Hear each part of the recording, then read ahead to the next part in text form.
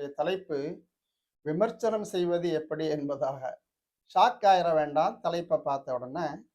ஒரு மனிதனுடைய வாழ்க்கையில பல சூழல்கள் கடந்து வருவோம் நம்ம. மேடு பள்ளம், பிளஸ் மைனஸு, பாசிட்டிவ் நெகட்டிவ் என்பதாக வந்து கொண்டிருக்கும். எல்லா துறைக்கும் இஸ்லாம் வழிகாட்டுகின்றது. அந்த வகையில முன்னாடி ஒரு செய்தி பேசப்படுகின்றது, ஒரு கொள்கை வைக்கப்படுகின்றது. அது நமக்கு பிடிக்கல, அதை கண்டிக்கணும், விமர்சரிக்கணும். அது மாதிரி ஒருத்தர் தப்பு செய்கிறாரு, அந்த தவறை கண்டிக்கணும். இன்னொரு ஆள்கிட்ட ஒரு நல்ல காரியம் செய்யும்படி கட்டளையாக இட வேண்டும். இதற்கெல்லாம் நாம் கையாள வேண்டிய முறை அப்படிங்கிறது ஊது இலா சபீல் ரப்பிக்க பில் ஹிக்மா.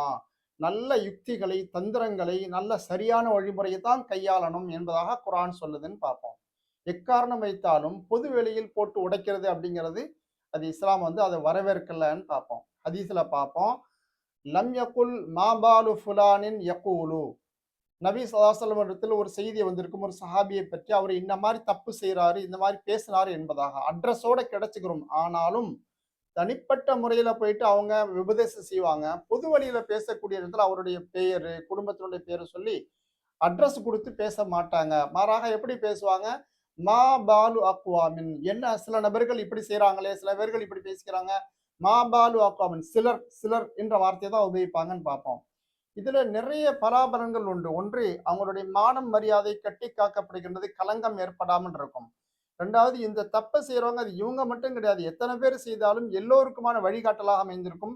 எல்லோருக்குமான சாட்டடியாக அமைந்திருக்கும். 3வது, நட்புகள் பாதுகாக்கப்படும், விரிசல் ஏற்படாம இருக்கும். சொல்லக்கூடிய ஆளுக்கும் அவங்களுக்கும் மத்தியில.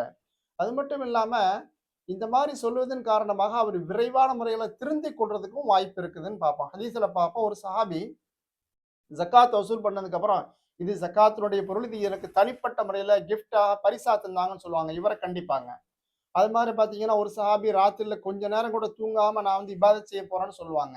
அது மாதிரி ஒருத்தர் தினசரி நோன்பு வைக்க போறேன்னு சொல்லுவாங்க. இந்த மாதிரி சஹாபாக்களையும் கண்டிப்பாங்க. கண்டிக்கும்போது தனிப்பட்ட முறையில நேரடியாக உபதேசம் செய்வாங்க. ஆனா பொது வெளியில பேசக்கூடிய நேரத்தில் மா பாலு அக்வாமின் இந்த வார்த்தை தான் நிறைய நீங்க ஹதீஸ்ல பார்க்க முடியும். என்ன சில பேர்கள் இப்படி செய்றாங்களே, சில பேர் இப்படி செய்றாங்க என்ற வார்த்தையை தான் உபயோகிப்பாங்கன்னு பார்ப்போம். எனவே நம்ம ஒரு தப்ப காண்றோம் அப்படின்னா, அந்த தப்ப வந்து அட்ரஸோட சொல்றது. முன்னாடி ஒருத்தர் இடது கையால டீ குடிக்கிறாரு. அத போய் 4 பேருக்கு முன்னாடி கண்டிக்கிறது. ஒரு சிகரெட் குடிக்கிறாரு. சினிமா தியேட்டருக்கு போனாரு. இத ஃபோட்டோ பிடிச்சு, வீடியோ பிடிச்சு போடக்கூடிய நேரத்துல, அந்த தவறை துணிந்து செய்றதுக்காண்டி வந்துருவாங்க. அந்த தவறிலிருந்து திருந்த வாய்ப்பு இல்லாம போயிடும். அவருடைய மானம் மரியாதை அதுல வந்து களங்கமாகுது. எனவே இப்படி செய்யாமல் தனிப்பட்ட முறையில் அவருக்கு உபதேசிக்க வேண்டும். பொது வெளியில் பேசக்கூடிய இடத்தில் சில பேர் இப்படி செய்றாங்க. எனவே அதை திருத்திக் கொள்ளணும் என்பதாக சிலர் சிலர் என்ற வார்த்தையை தான் உபயோகிக்கணும் என்பதாக ஹதீஸ் பார்க்கிறோம்.